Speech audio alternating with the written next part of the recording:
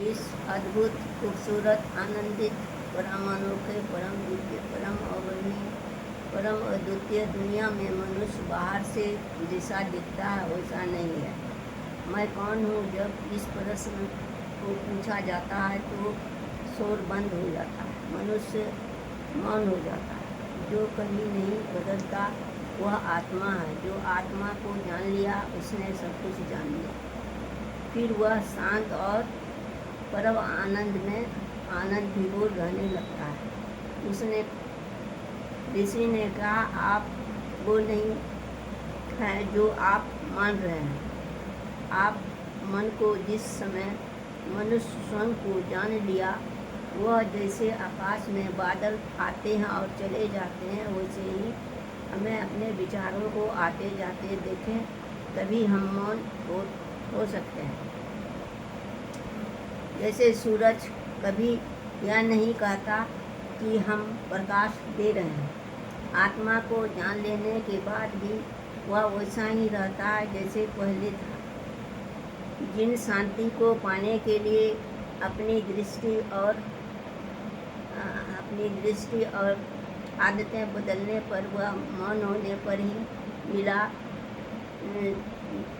जिन उपलब्धि को खोज रहे हो वह स्वयं घटित होता है।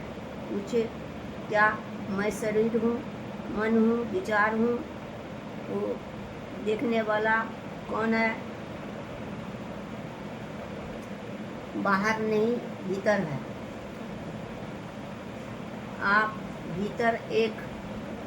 आपके भीतर एक आकाश है, विचार उसका बादल है।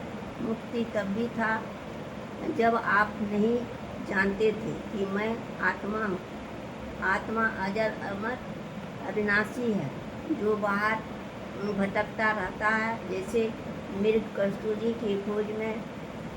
जब मन शांत होता है तभी आत्मा का प्रकाश दिखने लगता है। भावना, तृष्णा, डर, भय में मन सोचता है और उलझा रहता है। जब हम मौन व साक्षी हो जाते हैं, उसी क्षण हमें आत्मा का अनुभव होने लगता है। संसार में सब कुछ बदलता है पर आत्मा नहीं बदलता। आत्मा को प्राप्त नहीं करना है, केवल आत्मा का अनुभव करना है। संसार छोड़ने की भी आवश्यकता नहीं है। मन